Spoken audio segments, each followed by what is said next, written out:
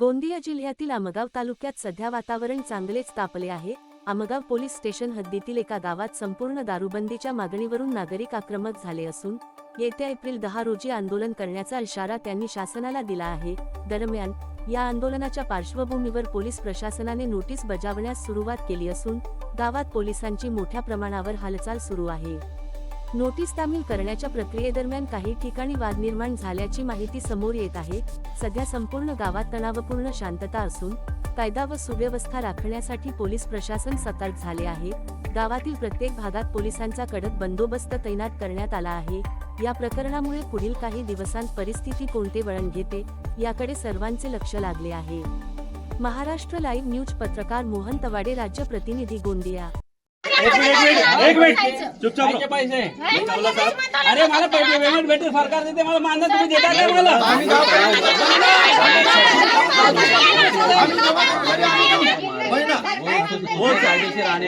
कायदेशीर कारवाई करोगे, उसके कायदे छोड़ दो। अरे मी गावाकडून चालानच पण मी सांगतो, माझी ऐकता का?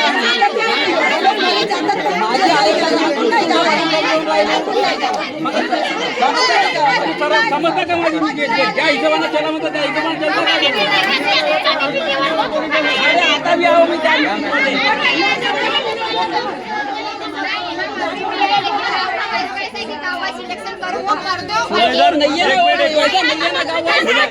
सुनीधर, तुम्हारी तैयारी है क्या पूरी? तुम्हारी तैयारी है कि दारू दुकान नहीं हटेगी बोल रहे हो? निश्चित है। तुम गांव छोड़ के सीधे जंगल में आके बैठो, कोई मतलब नहीं तुम्हारे आने का। तुम्हारे महत्व का आदमी को मारने का मतलब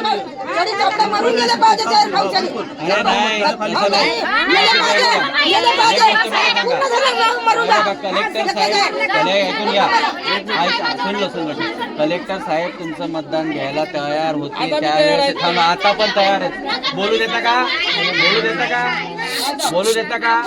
ज्या गोष्टीचं आपल्याला माहिती नाही नीट ऐकून घ्यायचं। कलेक्टर साहेब तुमचं मतदान घ्यायला त्या दिवशी पण तयार होते, ज्या दिवशी ते तुमची लोक तिथे गेले होते। कलेक्टर साहेब म्हटले फक्त हा वॉर्ड, काय म्हटले, हा वॉर्ड 6 आणि 7 याचं मतदान मी तत्काळ लावतो। कलेक्टर साहेब तयार होते, परंतु तुमचे तिथे गेलेल्या लोकांनीच तिथं सांगितलं की आमचं वॉर्ड निहाय मतदान लावा। कोणाला? कलेक्टर साहेबांना।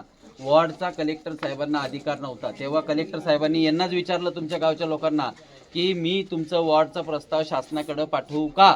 मग कलेक्टर साहेबांनी जेव्हा यांनी म्हटलं हो तुम्ही आमचं वॉर्ड निहायच मतदान घ्या, आम्हाला प्रभागाशी घेणं देणं नाही असं यांनी सांगितल्यावरती कलेक्टर साहेबांनी शासनाकडे प्रस्ताव पाठवला। कलेक्टर साहेब त्याच दिवशी तयार होते मतदानच्या तारीख द्यायला तुम्हाला, हे लक्षात ठेवा। तुम्हाला जे गैरसमज आहे ना, तुम्ही जे तुम्हाला एक व्यक्ती सांगते त्याच्यावरच तुम्ही अडून पडलेले आहात। ऐकून घ्या, बोलू द्या। तुम्ही वैयक्तिकरित्या 2 तुमच्या गावातले सुशिक्षित माणसांनी जाऊन माहिती काढा। सुशिक्षित म्हणजे त्याला थोडंफार कायद्याचं नॉलेज आहे, त्यांनी माहिती काढा। प्रशासनाने तुमची बाजू ठामपणे तिथं मांडली होती।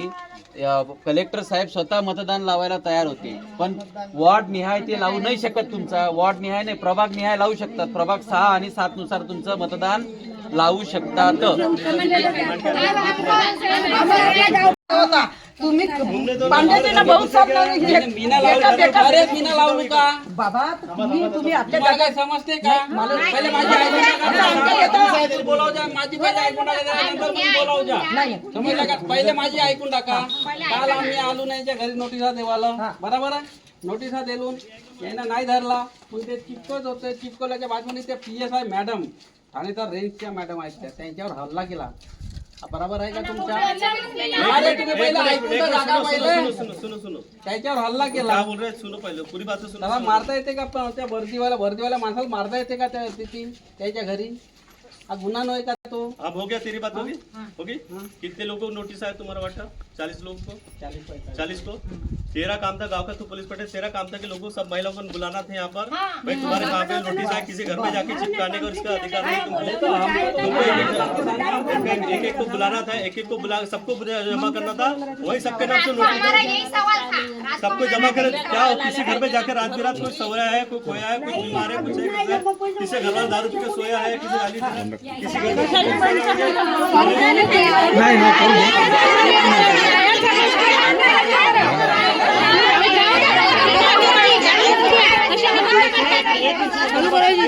मेरी बात